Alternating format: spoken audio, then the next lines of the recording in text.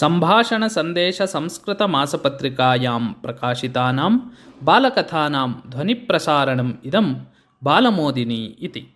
अनुभोक्तव्यम् एव पापफलम्। चन्द्रः नाम चोरः चौरकर्मकलाकोविदः। रक्षकभटेभ्यः आत्मानं रक्षन् सः उपायेन चौर्यं करोति स्म। बहुत्र चौर्यं कृतवन्तम् अपि तं ग्रहीतुम् असमर्थाः आसन् भटाः। अतः चतुरः चन्द्रः इत्येव ख्यातिः आसीत् तस्य। कदाचित् तेन लक्षाधिकानि रूप्यकाणि प्राप्तानि चौर्येण। सः तत् धनं सुरक्षिते स्थले स्थापयित्वा निश्चिन्ततां प्राप्नोत्। सुखेन शयानस्य तस्य मनः पटले कुलदेवतस्य विष्णोः मूर्तिः उपस्थिता। चोरस्यापि तस्य कुलदैवते महती भक्तिः आसीत् एव।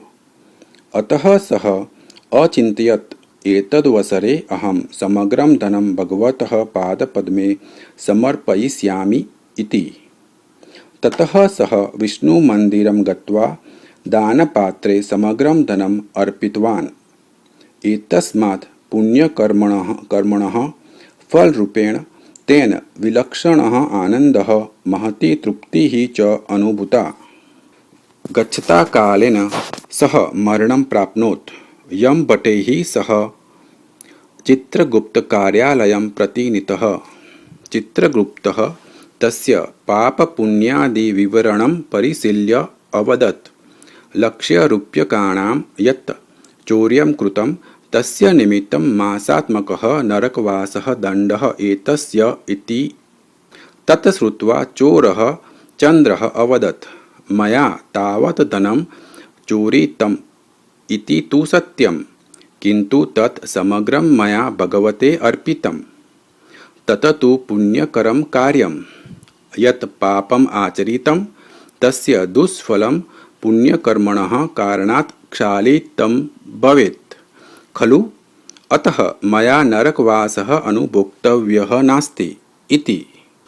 तदा चित्रगुप्तः अवदत्, यत् पापम् आचरितं तन्निमित्तं नरकवासः अनुभोक्तव्यः एव।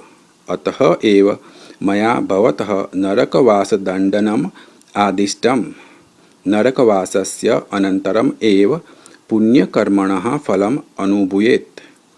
पुण्यकर्मणः कारणतः पापफलभूतात् नरकवासात् मुक्तिः तु न भवति इति।